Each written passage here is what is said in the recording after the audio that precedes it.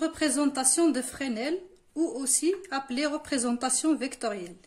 Donc soit une grandeur sinusoïdale, par exemple U de t égale à U max sinus oméga de t plus phi u, donc qui est représenté ici.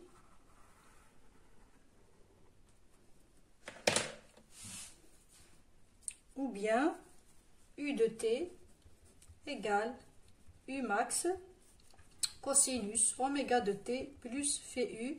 Donc c'est la même chose, sauf que ici, donc on a changé de repère et on a considéré que t égale à 0 se trouve ici.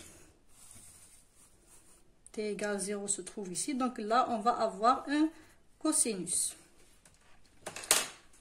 Donc la représentation vectorielle, donc on associe à cette grandeur sinusoïdale U de t, donc on associe un vecteur U. Donc à U de t, on associe un vecteur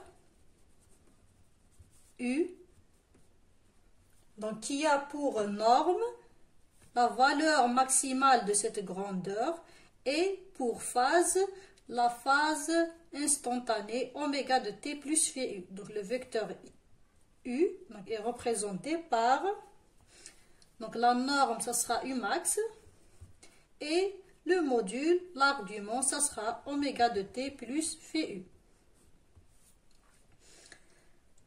Mais pour simplifier donc la chose, donc on va considérer la norme du module comme étant la valeur efficace, parce qu'on sait que U max c'est U efficace racine de 2.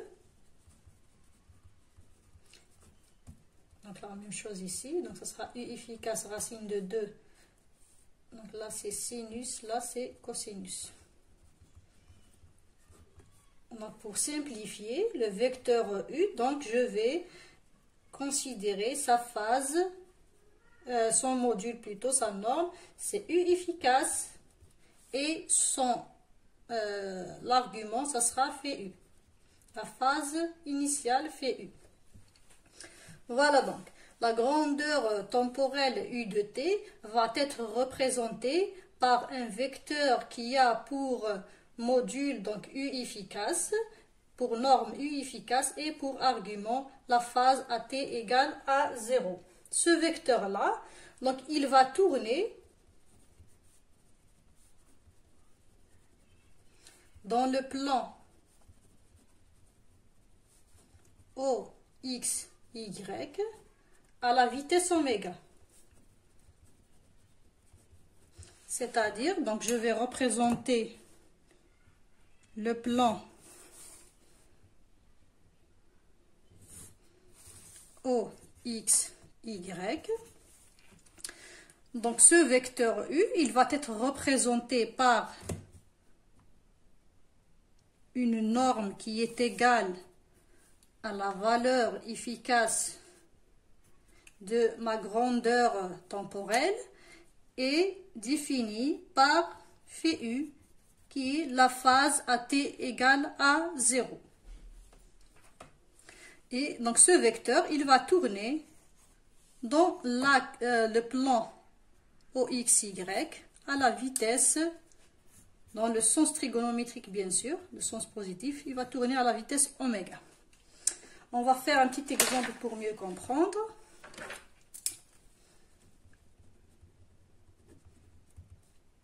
Donc, on va supposer que U de t est égal à 5 racine de 2 cosinus oméga de t et I de t égale à 2 racine de 2 cosinus oméga de t moins pi sur 6.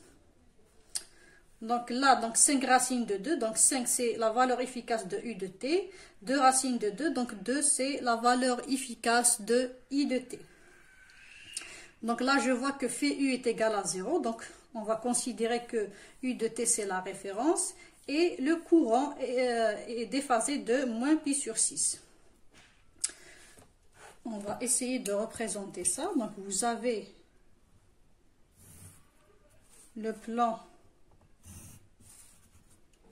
O, X, Y. Donc, je vais représenter U de T, je vais lui associer le vecteur U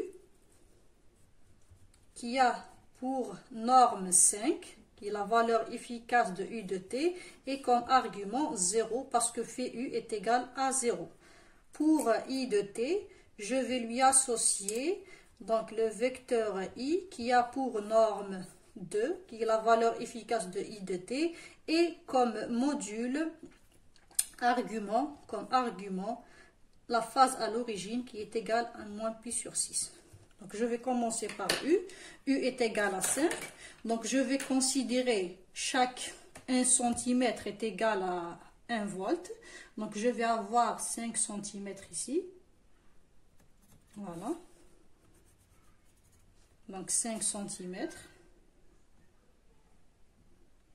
On peut diviser ça par 5 cm. Très bien.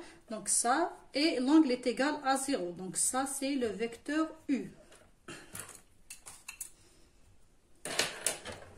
Donc voilà le vecteur U.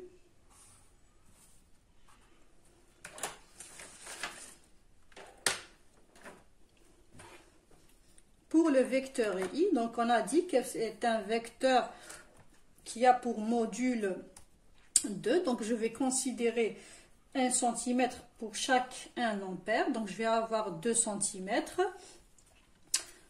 Et l'angle c'est moins pi sur 6. Donc ça c'est le sens positif. Donc le sens trigonométrique. Donc moins pi sur 6, je vais l'avoir en bas. Donc je vais calculer moins pi sur 6. Et je vais tracer 2 cm pour dire que le vecteur I a une norme de 2 et un angle de moins pi sur 6. Donc ça sera U.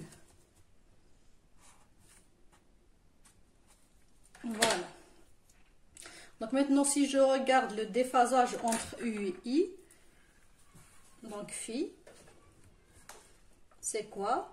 Phi, donc c'est phi U moins phi I, qui est égal à 0 moins pi sur 6, qui va me donner un angle de pi sur 6. Donc phi, c'est quoi? C'est le déphasage entre la tension et le courant.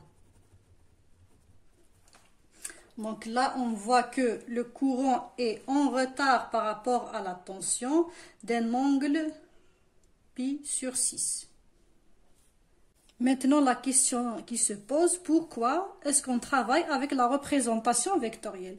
Tout simplement parce que si on veut par exemple faire la somme de deux tensions, supposons que j'ai U1 de T plus U2 de T, si je veux faire la somme de U1 et U2, il est plus simple de faire une somme vectorielle plutôt que de faire une somme de deux fonctions cosinus ou de deux fonctions sinus. Donc c'est pour simplifier les calculs.